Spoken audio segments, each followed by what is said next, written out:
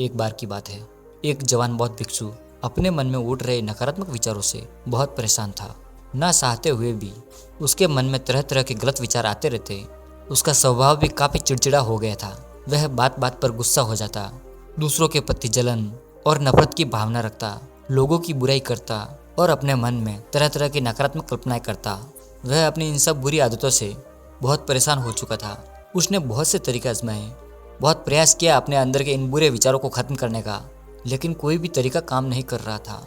अंततः एक दिन परेशान होकर उसने अपने गुरु के पास जाने का निर्णय किया। गुरु एक बहुत ही बुद्धिमान आत्मज्ञानी व्यक्ति थे। जवान भिक्षु ने गुरु से पूछा, गुरुदेव, मैं अपने मन से इन नकारात्मक विचारों को कैसे बाहर निकालूं?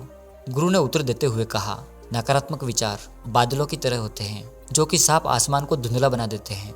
अगर तुम्हें साफ आसमान देखना है तो पहले इन बादलों को हटाना पड़ेगा। ठीक इसी प्रकार तुम अपने दिमाग से नकारात्मक विचारों को खत्म करना चाहते हो तो सबसे पहले तुम्हें इन नकारात्मक विचारों के मूल कारणों को पहचानना होगा और उन्हें नष्ट करना पड़ेगा।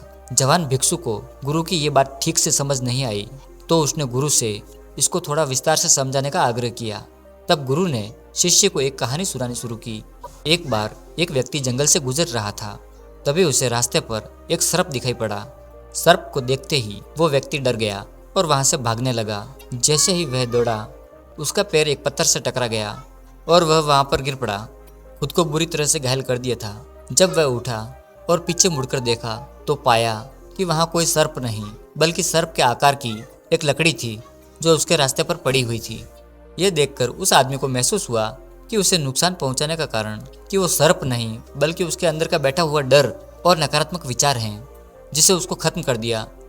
कहानी खत्म करते हुए गुरु ने उस जवान भिक्षु से कहा, तुम्हारे ये नकारात्मक विचार उस लकड़ी के सर्प के भांति है जो तुम्हारी परेशानी का मूल कारण नहीं है, बल्कि तुम्हारी समस्या का मूल कारण तुम्हारे अंदर बैठा डर और हीन भावनाएं, क्योंकि नकारात्मक विचार, गुस्सा, ये सब द्वेष के रूप में बाहर आते हैं। इसीलिए अगर तुम्हें अपने मन से नकारात्मक विचारों को खत्म करना है तो इसके मूल कारण को पहचान कर उसको नष्ट करना होगा। अब हम इस कहानी को अपने जीवन में कैसे लागू कर सकते हैं, इसके लिए कुछ प्रैक्टिकल टिप्स है। पहला, माइंडफुलनेस यानी जागरूकता का अभ्यास करो। अपने विचारों और भावनाओं के प्रति अनुरूप रहो।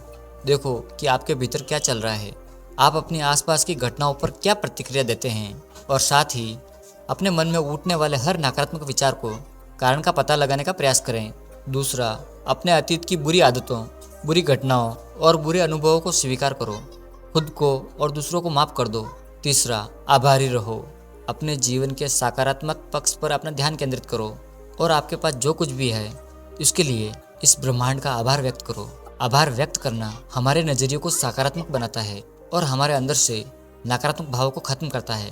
चौथा, दयालु बनो, खुद के प्रति भी और दूसरों के प्रति भी, क्योंकि नकारात्मक विचार अक्सर अंदर ही अंदर खुद की बुराई और बुरा करने से पैदा होते हैं। अपने अंदर दया भावना रखकर तुम ज्यादा सकारात्मक और संतुष्ट जीवन जी सकते हैं। संक्षिप्त में ये कहानी हमें सिखाती है कि नकारात्मक विचार हमारी परेशानी का मूल कारण नहीं है। असल समस्या तो हमारे भीतर गहराई में छुपी हुई है। इन विचारों के मूल कारणों को पहचान कर हम इन विचारों को अपने दिमाग से निकालने का विचार कर सकते हैं और एक ज्यादा खुशहाल और शांति से भरा जीवन जी सकते हैं। याद रहे, कहानी के सर्प की भांति हमारे ज्यादातर नकारात्मक विचार भी सिर्फ भ्रम मात्र है। इन्हें हम अपने मन में पैदा करते रहते हैं।